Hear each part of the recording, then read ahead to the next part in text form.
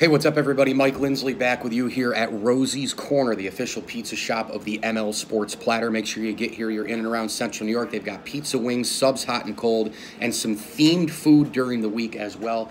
Chicken and biscuits, pork, fish Friday like today with the mac and cheese or coleslaw on the side. They'll deliver to you as well. This place is amazing. Jason and Jody and the gang really doing an awesome job. You can grab some desserts on the way out. They've got some great refreshments in the cooler, salads, chicken salads, potato salad, mac salad, you name it.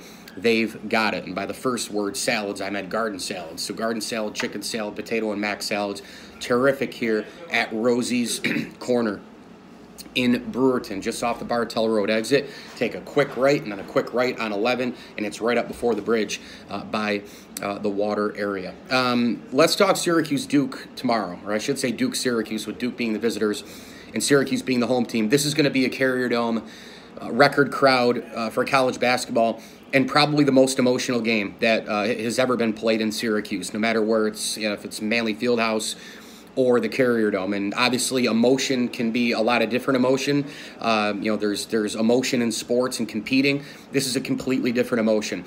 This is an emotion where everybody is still going to have one thing on their mind before basketball, I hope, which is the horrible tragedy a few nights ago with Jim Boeheim swerving out of the middle of the road to avoid a vehicle and striking and eventually killing Jorge Jimenez, which is just a terrible thing for all parties involved. And again, prayers, thoughts, and hope for healing for everybody. But this is a game where everything kind of changed because of the tragedy. A few days ago, before the Wednesday night tragedy, we were getting ready for College Game Day to arrive and stay, and we were getting ready to see a Zion Williamson for sure play, the undisputed, in my opinion, #1 pick in the NBA draft. Well, Wednesday night, everything changed. The tragedy, obviously, first and foremost, in terms of, what should be on our minds. And then Zion Williamson blows through a shoe, and he's day-to-day with that right knee strain. And then College Game Day, because of the circumstances, College Game Day is not going to be here, which will at least, I don't want to say lighten the load for Jim and lighten the load for Syracuse, but I put it this way, it won't add more attention to the situation, because the College Game Day would want Jim Boeheim on set. There's no question about it. That's half of it. They bring the home coach out.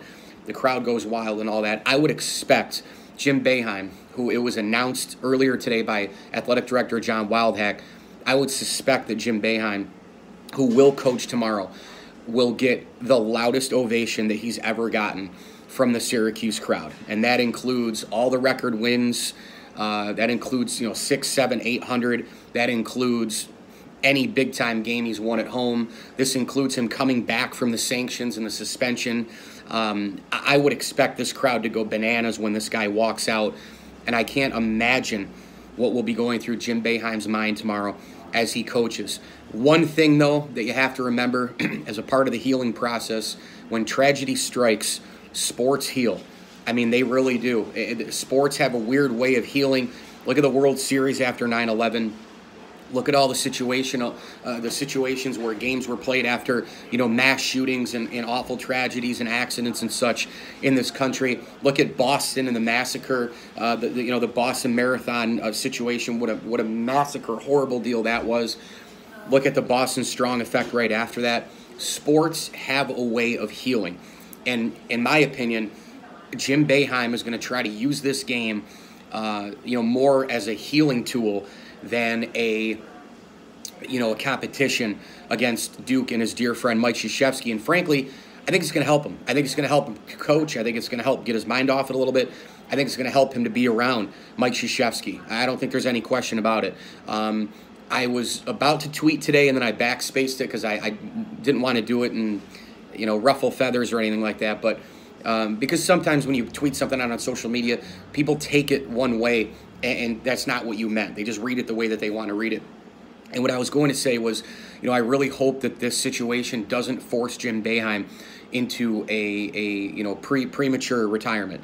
Jim at this point, he deserves to leave on his own terms. He's been here forever.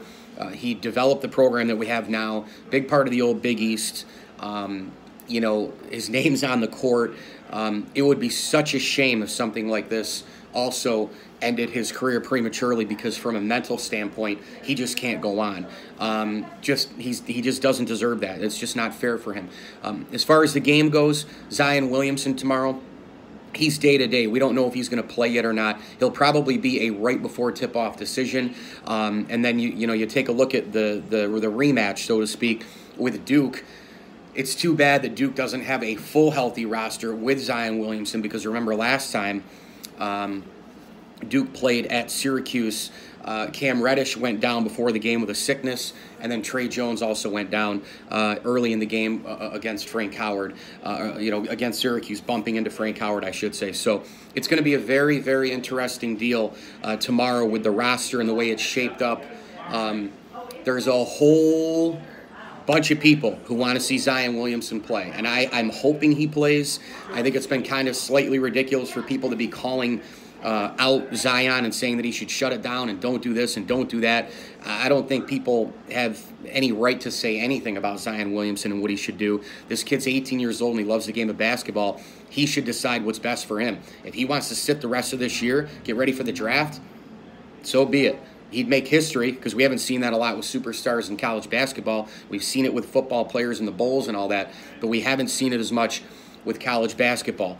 If he plays, wants to play, let him play. I think Syracuse, just my personal opinion, is going to come out and be so emotionally charged and a will to win in front of the biggest crowd in the history of college basketball. I think they're going to be ready and primed to go, and I think they're going to win this game. I'm going to pick Syracuse 83-79 in just a nip and tuck game the entire way. I'll predict that Zion Williamson plays but limited minutes. Coach K is going to have to go to a couple of guys off of the bench. I would expect big games from Cam Reddish and R.J. Barrett. I'm also expecting big games from some of the Syracuse players. I'm expecting big game Tyus Battle to come through tomorrow, and I'm expecting Syracuse to really crash the boards. Remember, Duke is one of the best offensive rebounding teams in the country. They're also one of the best shooting teams in the country. You cannot give them extra opportunities on the offensive side to score more points and, of course, shoot and make more three-pointers. So this is going to be a very emotional game. I think it's going to be a really good game, however, and I'm going to take the Orange in very difficult circumstances to win this game 83-79. And again, thoughts, prayers, hope for healing out to the folks in the Jimenez folks out in this community, and of course Jim Boeheim and his family. 83-79 Syracuse over Duke. Really appreciate the time here. 9 minutes with me, Mike Lindsley, on IGTV, Facebook, and YouTube. Make sure you get here to Rosie's Corner. This place is awesome. Right off of the Bartell Road exit. You come up, take a right on 11, and you can get down here for pizza, for wings, for hot and cold subs, for themed food days. Today is Fish Friday. Chicken and biscuits earlier in the week. They've got the pork going on as well. This place is A+, and they'll deliver, or you can take out or even dine in the small cafe to the left. Jason, Jody, and the gang doing a fantastic job. Hit me on Twitter at Mike L Sports, and don't forget to download my podcast, now available on Stitcher, Apple Podcasts, Google Podcasts, and wherever else you find your podcasts in your smartphone device. The ML Sports Platter through the platforms of Anchor and Podbean as of right now. Thanks again for watching. YouTube, IGTV, and Facebook. 9 minutes with Mike Lindsley. As I always tell you, enjoy the games.